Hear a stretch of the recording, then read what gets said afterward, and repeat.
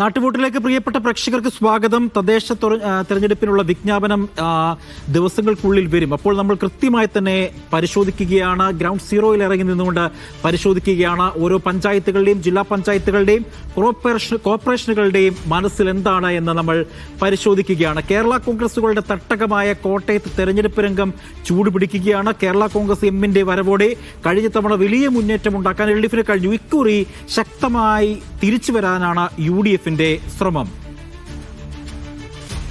ജോസി ബാബു ഉണ്ട് കോട്ടയത്ത് നിന്നും വിവരങ്ങൾ നൽകാനായി. ജോസി, കേരള കോൺഗ്രസ് എമ്മിനെ സംബന്ധിച്ചിടത്തോളം അവർക്ക് ശക്തമായ വേരോട്ടമുള്ള ഒരു ജില്ലയാണ് കോട്ടയം.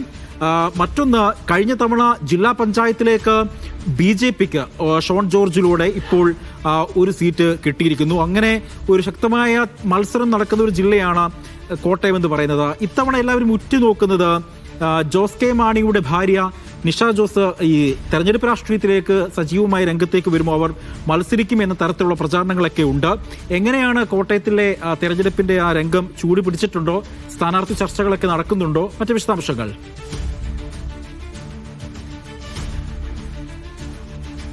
മുന്നണികൾ ഗൗരവ തരത്തിൽ സ്ഥാനാർത്ഥി ചർച്ചകളിലേക്കും സീറ്റ് വിഭജന ചർച്ചകളിലേക്കും കടന്നിട്ടുണ്ട്. നേരത്തെ സൂചിപ്പിച്ചതുപോലെ കേരള കോൺഗ്രസിന്റെ വരവ് കോട്ടയത്ത് വലിയ മുന്നേറ്റം ഉണ്ടാക്കുവാൻ LDF-ന് കഴിഞ്ഞിരുന്നു. കഴിഞ്ഞ തവണ 418 സീറ്റുകളിലാണ് കേരള കോൺഗ്രസ് മത്സരിച്ചത്. കഴിഞ്ഞ തവണ തദ്ദേശ തെരഞ്ഞെടുപ്പിന് തൊട്ടു മുമ്പാണ് കേരള കോൺഗ്രസ് വാണി വിഭാഗം LDF-ലേക്ക് എത്തിയത്. ഒരിക്കലും ലഭിക്കാത്ത പഞ്ചായത്തുകളും അതോടൊപ്പം തന്നെ ജില്ലാ പഞ്ചായത്തിലെ ഭരണമടക്കം പിടിക്കാൻ LDF-ന് സഹായകരമായത് കേരള കോൺഗ്രസ് ആണ്. അതുതന്നെ കേരള കോൺഗ്രസ് ഇത്തവണ വലിയ നിർണായക ശക്തിയാകും എന്നുള്ളത് രാഷ്ട്രീയ നിരീക്ഷകർ പറയുന്നുമുണ്ട്. എന്തായാലും പ്രധാനപ്പെട്ട ജില്ലാ പഞ്ചായത്തിൽ കോട്ടയത്ത് 14 സീറ്റുകളാണ് LDF-നുള്ളത്. അതിൽ കേരള കോൺഗ്രസിന് 7 സീറ്റുകളുണ്ട്. UDF-ന് 7 സീറ്റുകളാണുള്ളത്. മറ്റു വിഭാഗത്തിലായി ഒരു സീറ്റുമുണ്ട്. അത് ജനപക്ഷം കേരളയുടെ ഷോൺ ജോർജ് ആണ്. ഷോൺ ജോർജ് പിന്നീട് BJP-യിൽ ചേരുകയും ചെയ്തു. അതോടൊപ്പം തന്നെ മുനിസിപ്പാലിറ്റികളിൽ UDF-നാണ് മേൽക്കൈ.